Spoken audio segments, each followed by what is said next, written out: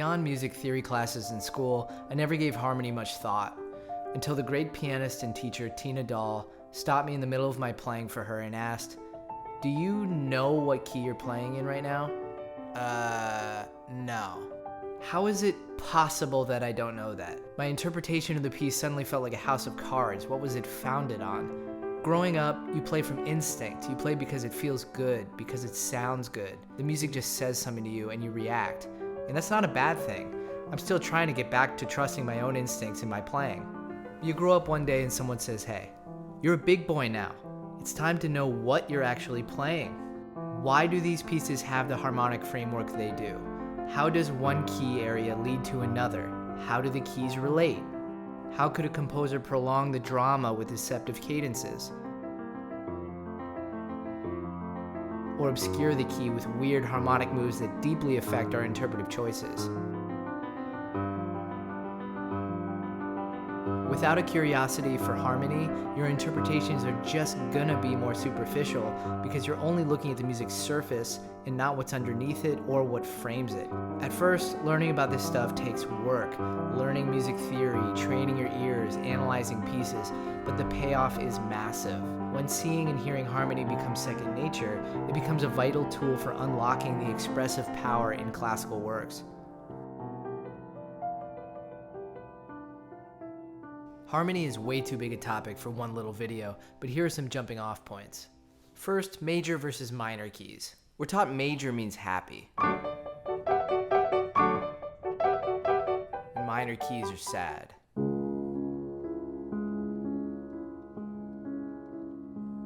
In reality, it's a lot more nuanced.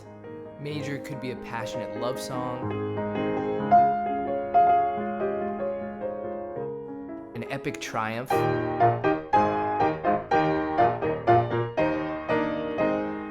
manic dance,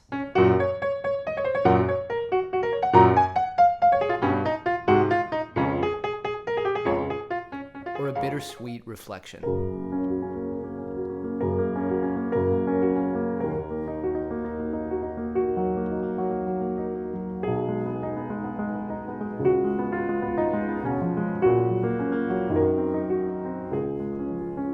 As for minor keys being sad, Play the Chardash!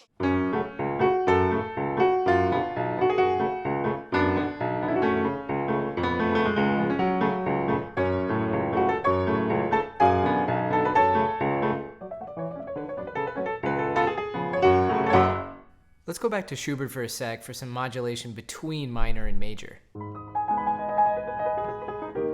We start off in A-flat minor, and this dissonant chord here leads to a dominant that gets us back to the tonic A-flat minor.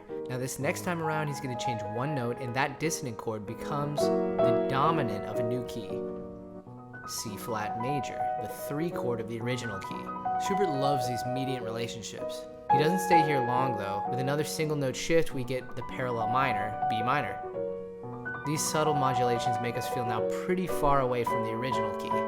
He needs this extended sequence here to get us back, and we expect to return to our original key of A-flat minor, but instead we get A-flat major, the parallel of the original key. It feels worlds apart from A-flat minor, especially after the little journey we went on with those modulations. Technically, it's easy to go from minor to the parallel major and vice versa. You just lower or raise the 3rd of the tonic chord, the 1 chord. If you modulate abruptly like that though, the way Schubert does, it's like opening a window to another realm. With the change comes a whole new key and a whole new set of notes and chords. Powerful emotional effect for such a small technical change. Chopin loves mediant key relations too. Check out this modulation from C sharp minor to the relative major.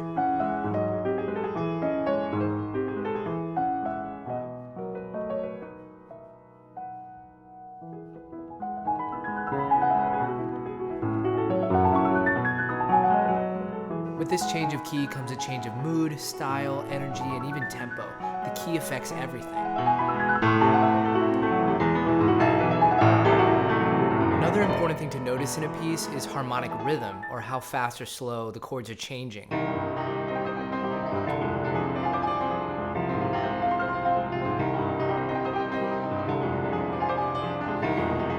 As fast and virtuosic as this etude is, the harmonic rhythm is actually quite slow because it's only changing chords once every measure. Let me slow it down so you can take a look.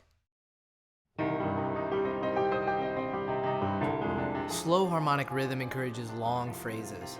One of the big challenges of this etude is to keep your ear on the long phrase directed by the slow harmonic rhythm, despite the nasty technical challenges that tend to get in the way of the musical architecture.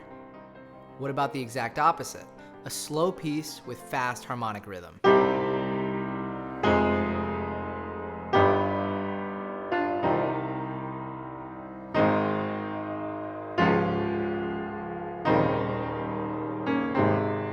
Every beat, a new chord.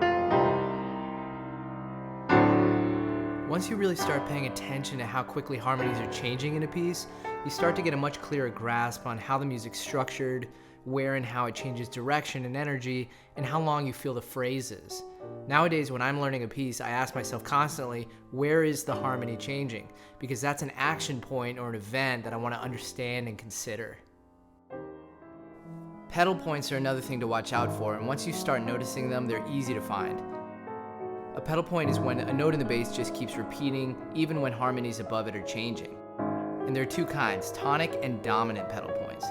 You'd usually find tonic pedal points toward the beginning of a piece. They announce and affirm the key and give a sense of excitement, like, okay, where are we going to go from here? Dominant pedal points build tension and drama by suspending the anticipation and the need to inevitably resolve to the tonic. That's why you often find these toward the end of development sections in the middle of pieces before the recap brings us home to the tonic. Beethoven prolongs the dramatic tension with that super long dominant pedal point.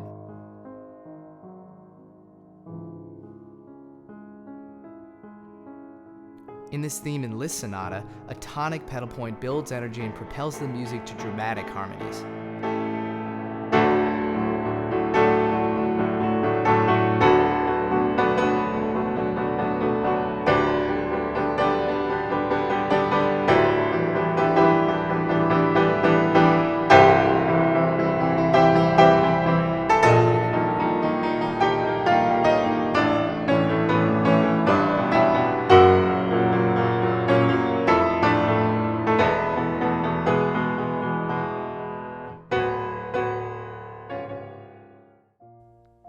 Even as a master's student, I used to worry that learning about some of this theoretical stuff would get in the way of my emotional instincts, that objective analysis would make my interpretations colder and pedantic, and push me further from simple, direct feeling.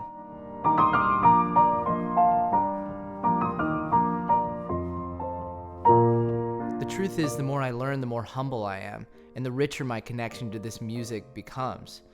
Understanding how the pieces of the puzzle fit together helps us see the bigger picture and gives us a framework inside which we can express ourselves without as much fear and grow our own musical voice with confidence.